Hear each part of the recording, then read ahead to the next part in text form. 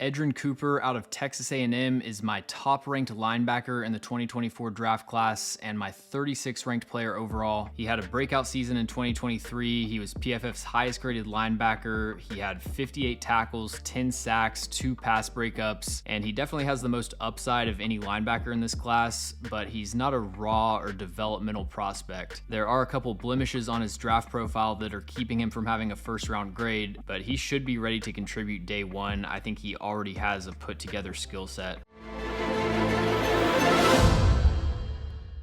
As someone with limited cooking skills, I've always struggled to find healthy meals that taste good and don't take a long time to prepare, but Factor helps me avoid takeout and ordering in with delicious and nutritious, no-nonsense food that's ready quickly. Their meals come pre-prepared, ready to eat in 2 minutes, which is perfect for busy lifestyles. And if you want to try this out, head to factor75.com or click the link below and use code ATOZFilm50 and get 50% off your first Factor box and free wellness shots for life. 2 free wellness shots from 3 available flavors for every order while you're an active subscriber. He was a Shrine Bowl participant. He measured in at 6'2", 227 pounds with 33.5-inch arms. So he's got a tall, lanky build, 11th percentile weight for linebackers, but 87th percentile arm length. I knew he was going to be a little bit undersized, but just based on the way he plays, I was surprised he came in that light. But you look at his frame, I don't think he'd have a major issue adding more weight and filling that out some. I think he's the fastest linebacker in this class. There might be a random player at the combine that runs a better 40 time, but he's the fastest just in terms of play speed. He's got the range to flow sideline to sideline, chase down screens and outside runs, and it's speed, but it's also explosiveness. It's not build-up speed. When he sees something, he's there. And you pair that with his processing ability, he has everything it takes to be a high-level playmaker in the NFL. He's quick and decisive diagnosing run concepts. There were very few plays where I felt like he was late to react and he got out-leveraged or pinned behind a block. He does a great job staying square with the line of scrimmage as he's reading the play. He has a really smooth and efficient lateral shuffle as he's moving side to side, scraping over the top. So his speed and athletic traits are top tier, but it's what he's able to do from the shoulders up that makes him such a complete playmaker. His arm length is extremely valuable when it comes to shedding blocks. He almost never gets stuck to blocks at the second level. He has really quick hand usage to play off of blocks and maneuver through traffic, and a full set of moves to get around offensive linemen. He can swipe, rip, swim. He'll do more of a traditional stack and shed and hold the point. He can run around a block and beat an offensive lineman to his aiming point, and he has good awareness of where these blocks are coming from. He's almost never caught off guard. Now, the few times that he wasn't able to be the aggressor, that's where his lack of size really showed up. He just doesn't really have a strong lower half to be able to anchor when he isn't the first one establishing contact. He needs to win the rep early, gain control of the interaction, and then he can work around the block. But if a lineman gets his hands inside, he just isn't really sturdy enough to hold his ground at this point. He was also a very productive pass rusher. He led FBS linebackers with 10 sacks in 2023. There were times they'd send him off the edge on a blitz. He's there by the time the quarterback hits the back foot of his drop. The hand usage also comes in play as a pass rusher. He's able to work around tight ends and running backs, but the majority of his sacks and hits came as a QB spy. That's where I think you really see his elite closing burst. He's one of the only linebackers where even Jaden Daniels had no chance of getting the edge on him. I think he has a lot of potential as a cover linebacker. Linebackers in pass coverage is probably one of the most